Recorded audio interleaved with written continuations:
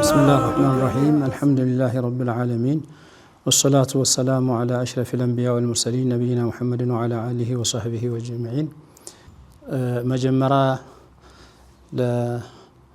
يا أرنغادي مرها قبر يتجمروا يا هاجراتشين لمات يا هاجراتشين أرنغادي لحزب متشو هاجر ለመጪ ተውልድ ደግሞ ጥሩ ሀገር የለማ ሀገርን ለማስተላለፍ ተብሎ የተጀመረ ሀገራዊ ንቅናቄ መሆኑን ለህዝባችን ለመግለጽ ይወዳለሁኝ። የአረንጓዴ አሻራ መርሃ ግብር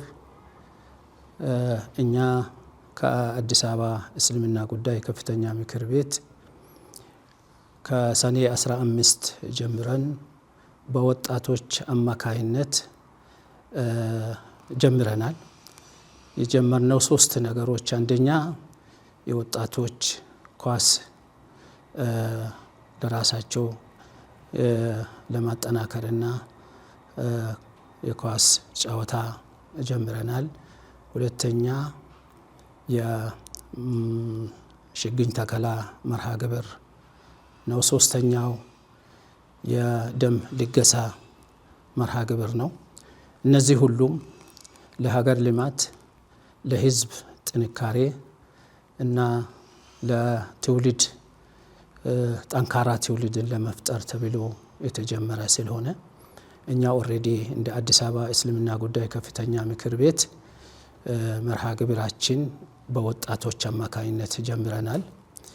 ይህ ደግሞ አሁን የተጀመረው የችግኝ ተከላ መርሃ ግብር ከእስልምና ጉዳይ ጋራ ከእስልምና ሃይማኖት ጋራ የተያያዘ ስለሆነ እስልምና ሃይማኖት ረሱል አለይሂ ሰላቱ ወሰላም አንድ ሰው ነገ ለመሞት እርግጠኛ ቢሆን በእጁ ያለችውን ችግኝ እንዲተክል ሳይተክል እንዳያልፍበት ያዛሉ።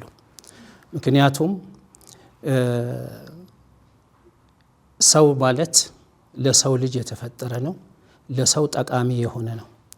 ማንም ለራሱ ይኖራል። ማንም ህይወት ያለው ለራሱ ጥሮ ይኖራል።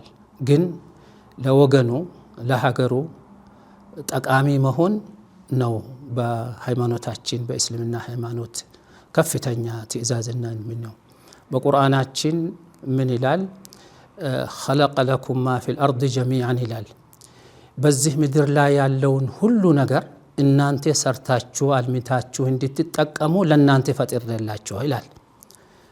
እናንተን እንድትገዙ ግን በዚህ ምድር ላይ የፈጠርኩት ሁሉም ውሃ፣ ትክል፣ መሬት፣ እርሻ እነዚህ ነገሮች ሰርታችሁ እንድትጠቀሙ ነው ይላል። ይሄ መርሃ ግብር ደግሞ ህዝቡን ሀገር ለማልማት መጠቀም ለነገ ትውልድ ጥሩ ሀገር የለማ ሀገር ለማስረከብ ተብሎ የተነሳ ስለሆነ ከዲናችን ከሃይማኖታችን ጋራ ዳይሬክት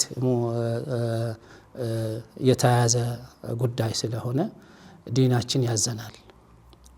እንግዲህ በየክፍለ ከተማችን 11ዱም ክፍለ ከተማችን ተቋሙ ጀምሯል። እየተከለ ነው ያለው። አንዱ ሁለተኛ ሶስተኛ ዙር እየተከሉ ነው በአሁኑ ጊዜ። ግን በመጪው ሰኞ ደግሞ ህዝባችን በነቂስ ወጥቶ ወጣቱ፣ ምሁራኑ፣ ኢማሞች በመስጊዳቸውን ህዝቡን ቀስቅሰው በነቂስ ወጥቶ እንዲተክል አደራችን እናስተላልፋለን። ህዝባችን ይህ ሃይማኖታዊ ሀገራዊ የህዝባዊ ልማት ስለሆነ ይህንን ጉዳይ በነቂስ ሁሉም ወጥቶ ያን ቀን እንዲተክል አደራችን እናስተላልፋለን። እኛም እንደ አዲስ አበባ እስልምና ጉዳይ ከፍተኛ ምክር ቤት ሙሉ ሰራተኛችንም ሆነ እዚህ አካባቢ ያለውን ከዚህ ውጭም ያለውን ህዝብ ሁሉ ይዘን ወጥተን እንተክላለን። ለራሳችን እንደ አዲስ አበባ እስልምና ጉዳይ ደግሞ ቦታዎች ያሉንን ተረክበን ለመትከል ዝግጁ ነን ኢንሻአላህ አላህ ካለ። እንግዲህ ወጣቶቻችን የጀመሩትን ክፍለ ከተሞችንም የጀመሩትንም ቀጣይ እንዲቀጥሉ በበለጠ መልኩ እንዲቀጥሉበትም ጥሪያችንን እናስተላልፋለን።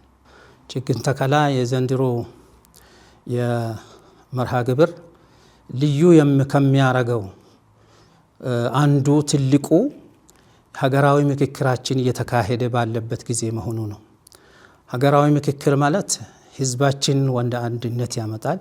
ህዝባችንን እርስ በርስ መስማማት፣ መግባባት፣ የልብን መገናኘት፣ ሀገርን አብሮ ሆኖ ለማልማት ያለንን በመካከላችን ያለንን ችግሮችን ወደ ጎን ጥሎ ወደ አንድነት መጥቶ ወደ ልማት፣ ወደ መግባባት፣ ወደ መፋቀር፣ መዋደድ ይመጣል። ይሄ ደግሞ ለአንድ ሀገር ልማት፣ ለአንድ ሀገር ሰላም፣ ለአንድ ሀገር አንድነት ከፍተኛ ፋይዳ ያለው ነው።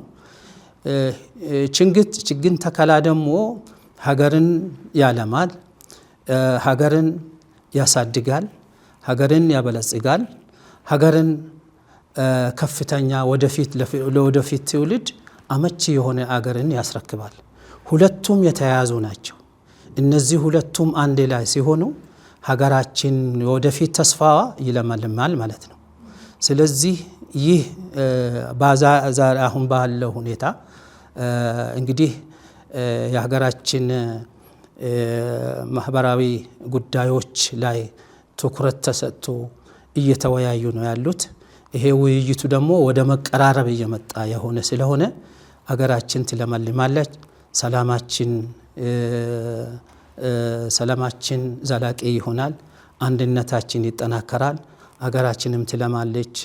ይህ ትልቅ ተስፋ የሚጭር ለሀገራችን አንድ ትውልድ ይሄ ሀገሬ ነው ብሎ የሚደሰትበት የሚኮራበት አገር ትሆናለች። ወደፊትም ይሄንን ነው የምንመኘው። ትልቅ ፋይዳ ያለበት ጊዜ ነው። በመጀመሪያ እንግዲህ ቅድም የወጣቶች ጉዳይ አንስቼ ነበረ። ወጣቶች 3 ነገሮችን ጠቅሻለሁ። እነዛ ነገሮችን በማከናወን ላይ ይገኛሉ። አንደኛ የኳስ እንግዲህ ወጣቶች ራሳቸውን ለማጠናከር ኳስ ጨዋታ ነው። ሁለተኛው ቅድምም እንዳልኩት የደም ልገሳ ነው።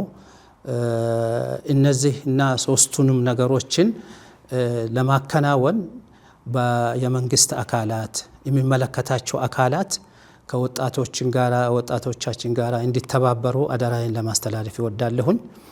ከዚህ በመጨረሻ ሀገራችን እንግዲህ ይህንን ተግባር ሁሉም በነቂስ እንዲወጣና እንዲሰራ አደራ ይላለሁኝ። የሀገራችንም ይሄ የሀገር ምክክርም ሁኔታ እንዲከታተሉና የሚወጣው ከዛ ውጤቱን ተግባራዊ ለማድረግ ሁሉም እንዲተባበር አደራ ለማለት ይወዳለሁኝ። እንግዲህ አገራችን ያለው ሁኔታ አገራችን ትለማለች፣ አንድነታችን እናጠናክራለን፣ ሰላማችን እንጠብቃለን። ለሁሉም ወገኖቻችን፣ ለሁሉም ህዝባችን፣ በተለይ የአዲስ አበባ ህዝብን በዚህ ጉዳይ ላይ ትኩረት ሰጥቶ እንዲከታተልና እንዲሰራ አደራዬን አስተላልፋለሁኝ። ሁላችንም እንተባበር፣ እንፋቀር፣ አንድ እንሁን። ችግሮች ካሉ እነዛ ችግሮችን በጎን ትተን አብረን ተባብረን በአንድ ክንድ ሆነን አገራችንን እናልማ፣ ሰላማችንን እንጠብቅ፣ አንድነታችንን እናጠናክር ለማለት ይወዳል። ቂምና በቀል ይረሳ፣ እልፍ ማረሻው ይነሳ።